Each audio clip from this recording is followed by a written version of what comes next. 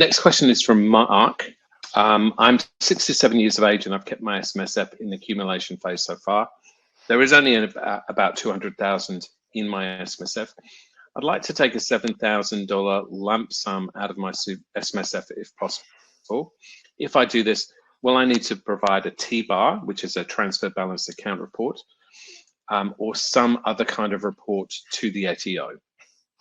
Okay, thanks for your question, Mark. Now, I am going to answer your question, but I'm going to also cover a few other issues which came through in other people's questions. And I sort of wrapped them up in my response to you here, Mark. So, few issues that we need to look at. Number one, are you allowed to actually access your super? Number two, what are the rules around how you can access those benefits? And then to get to your point, what are the reporting requirements that may exist for your fund?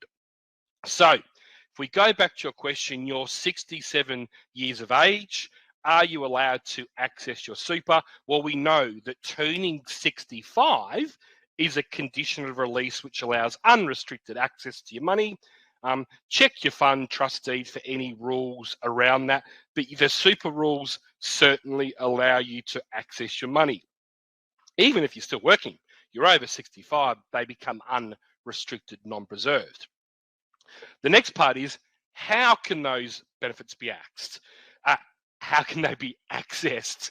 I mentioned 65 as a condition of release, which allows unrestricted access. So you would be allowed to take money by way of a lump sum, pensions, or a combination of both. Again, just check the specific rules of your fund around how benefits can be accessed. Then we get into the real question is, do we need to report this? Does our fund, SMSF, need to report it? And you've asked about a transfer balance account report or a TBAR.